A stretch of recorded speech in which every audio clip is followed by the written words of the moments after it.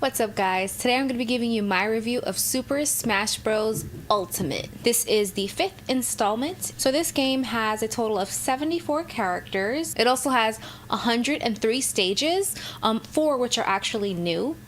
All the other stages are just brought back from the past 4 games. So there's a lot to cover in this game, so I'm going to go ahead and try and be as detailed as possible. I'm going to go ahead and go over the different modes that the game offers: Adventure, Classic, Challenger Door, Smash, Special Smash, Tournament. There's a lot of things to go over, so I'm going to try and do this as efficient, as quick as possible. So let's dive right in. So the game has 74 characters. A lot of these characters are relatively easy to get. I find that the best way for me to get them was honestly to play Classic mode. Every single time I played Classic mode, I got a character. I really didn't have to work that hard for it. I found that when I did play the Smash mode, I had to get into a few battles at first, but then there were some times when if I did a long battle, I immediately got a character. So for me, the best way was Classic, so I don't know if that will help you and anybody that's just starting with the game, but if you are, I would definitely go ahead and do the Classic route, since that seemed to work better for me. The Adventure mode really didn't work well for me.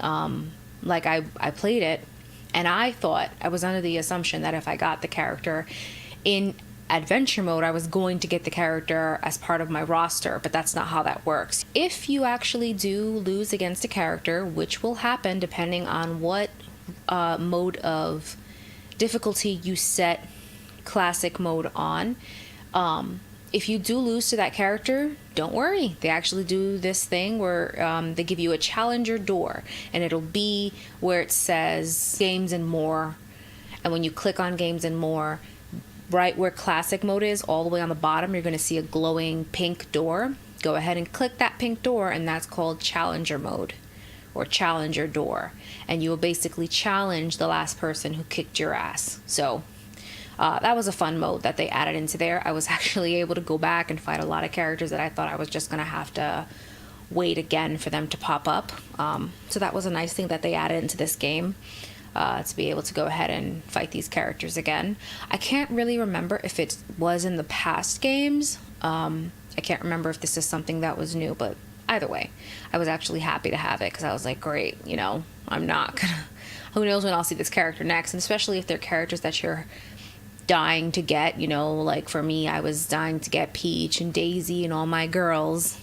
It was nice to be able to have a chance to fight them and not have to worry about them possibly showing up again. Adventure mode for me was boring. I give them kudos for making it as detailed as they did, as big as they did. You know, they kind of set it up to where they give you so much extra stuff to do. Kind of like instead of collecting trophies, you're kind of collecting things called spirits, and this is what the whole game is kind of based on, that the spirits of the fighters are being taken by this main enemy, and you have to unleash the fighters in order to use them again, or in order to get them back on your side to eventually then go fight the guy who did it in the first place, which I want to say it's just a bunch of crazy hands, but I can't remember now. I don't know why my mind is so foggy.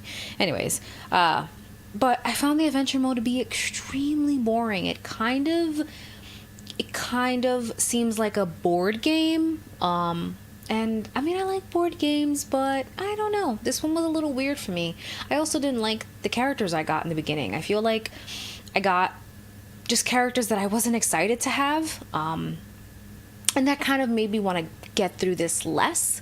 But I mean, as far as like putting you in difficult battles, you know, or if you're a fan of playing Special Smash, this adventure would be perfect for you, because every game, every person that you're fighting, every spirit that you're going up against, there's something different. Like sometimes it'll tell you lava floor, or it'll tell you the screen will flip, or, they kind of change it up. So it makes it really interesting. You're not just going in there and you're not just going through a bunch of battles that are all the same.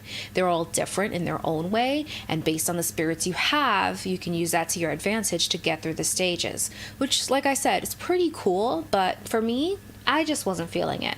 But I really did like the idea behind it. I like that they put thought into it. I like that they added something different. And I like that they gave you something kind of more in depth to do versus just going to Smash and beating the hell out of each other, which we all know we were all pretty much gonna do. I mean, that's kind of what Smash Brothers is all about. If you like the adventure mode, I would check it out. I personally didn't get through the whole thing, like I said, just because I found it to be a complete snore. But it is pretty complex. There's a lot of different things you can do. You can you can level up your spirits, you can dismiss them. A lot of, dismissing them has its own opportunities where you can dismiss them, get the core from them, and then you can actually summon different cards that will help you in harder battles. There are battles where you're going to go up against spirits that are considered legendary or legend, and you're going to need to be able to use your smarts, to kind of see what you should use against them. Like there's one battle where, you're fighting Ridley, which is Metroid one of Samus's enemies, like that dragon thing. And he's really, really hard to beat, very annoying. And I think the screen in that one also flips, but there's a spirit that does screen immunity, flipping immunity, so you don't have to worry about that. So just kind of using those things to your advantage and kind of thinking a little, about what you can do. And then it's really exciting when you actually get the spirit you need, because then you can go ahead and you're like, oh my God, I can go back and fight, this thing that just kept kicking my ass. So that aspect of the game is in that aspect, it's pretty cool. But unfortunately for me, I don't know. I just kind of lost interest, and so I let it go. But it is fun, if you get into it, try and get into a little more. I don't know, but it's one of those things where it's like, it's fun, but I didn't find it to be too fun for me. The next thing I want to talk about is just the Smash itself. There's special Smash, there's regular Smash, you have your stock, you have your time. It's all pretty much the same. There's up to 4 characters can play. You can do online, which has been a big thing. I personally don't like to play online. I play just by myself with the computers because I'm a loner. The characters, they all have their different, colors like they did in the last game or in the previous games. I do want to talk about the character customization. Smash Brothers is a fighting game, and I feel like the last ones before it have been kind of balanced in a sense that kind of how you use the characters to your advantage. In this game, I feel like it's severely skill based, and I'm not complaining about it. I'm actually saying that this is pretty interesting. There are characters that you can get that hit real hard, like Ganondorf or Cloud with his huge sword, or Shulk, or any of those characters are hard-hitting characters. And I'm not saying that if you pick Isabella or if you pick Jigglypuff, you're gonna lose. You just really have to use your skill, and you have to know how to use that character to your advantage to win the battle. And I like that it's based on that. A lot of fighting games kind of have this thing where everyone's on the same level, and this makes it a little more harder, because if you're up against a character that hits harder, you kind of have to use your smarts and kind of be more aware of kind of using other things. Like, this is where your dodging comes in, this is where your shielding comes in. Those are things that a lot of players don't use because a smack from Wario isn't gonna be that bad. But in this game, you do have your characters that hit a lot harder. than other characters, and so it kind of forces you to now use your shields, to use your dodges, to think of clever ways to defeat the enemy. And so I really liked that that kind of detail was given to this game, especially because, you know, it's just realistic. You really think Ganondorf is going to hit as hard as Jigglypuff? No, there's no way that's going to happen, you know? And it's funny because I feel like, you know, you kind of, when you first start playing the game, you kind of go in there with that mindset, because it has been that way. But there was one time when I was fighting Ganondorf and I noticed he was hitting me substantially harder than I was hitting him. My damage was flying up, and he lifted up his leg, and I saw my life flash before me. But it's also fun because then you think a little more and you're like, I just can't go in here guns blazing.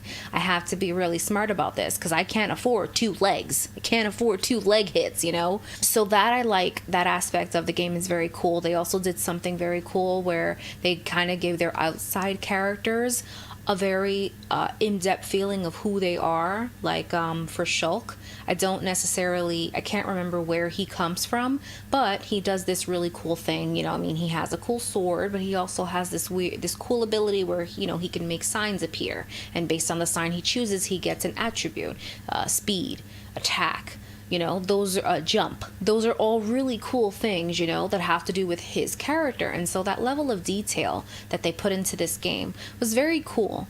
And I liked it a lot. However, I'm also going to knock them off a lot of points, because there are some characters that I feel didn't get the love and attention that other characters did.